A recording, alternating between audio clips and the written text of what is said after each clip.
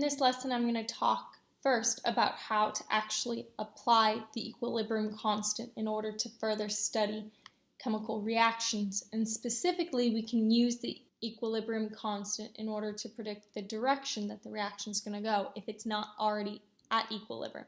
So what direction does the reaction need to go in order to reach equilibrium?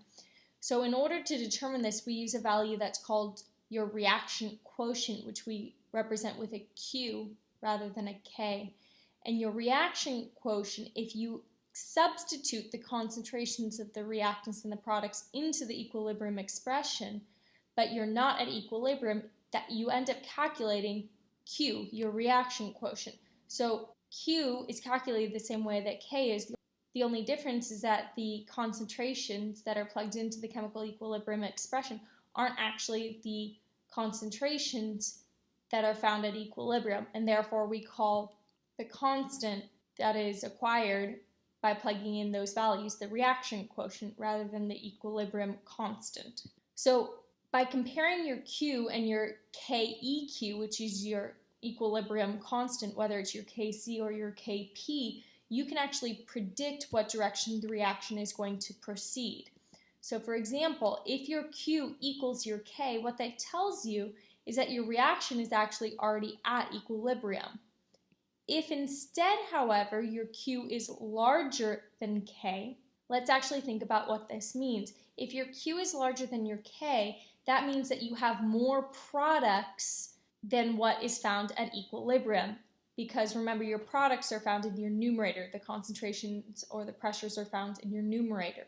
So your Q, therefore, demonstrates that in order to reach equilibrium, the reaction must proceed to the left, getting rid of product, making more reactant in order to equal your K. So it's going to proceed to the left to make more reactant.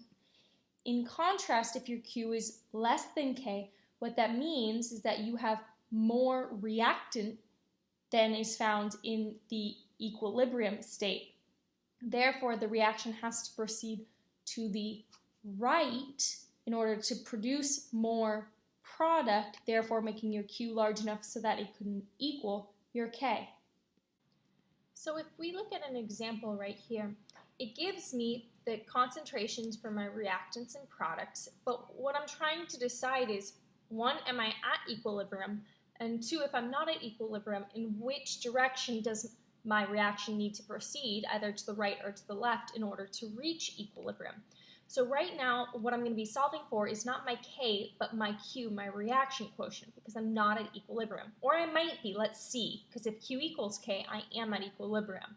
So I'm going to put the concentration of HI squared on top and divide that by the concentration of H2 times the concentration of I2, just like with your equilibrium expression. Now, I'm going to plug in my concentration for HI, which is 1 times 10 to the negative second, and I'm going to square that value.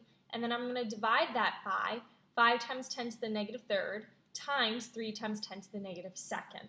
And so when I actually do that, what I get from my reaction quotient is 0.7. Now, if I look, my equilibrium constant is 51, which means that my Q is less than my K. So I need to increase the size of my Q, my reaction quotient, in order to reach equilibrium. Well, to do that, because as you can see here, your Q equals your products over your reactants, I want to increase the concentration of products and decrease the concentration of reactants, which means my reaction needs to proceed to the right in order to attain equilibrium. Now, if my Q had been less than K, then I would want to decrease its size, which means reduce the amount of product, increase the amount of reactant, which means a shift to the left. And if, when I was doing this, if my Q equals 51, what that means is that that reaction is already in equilibrium.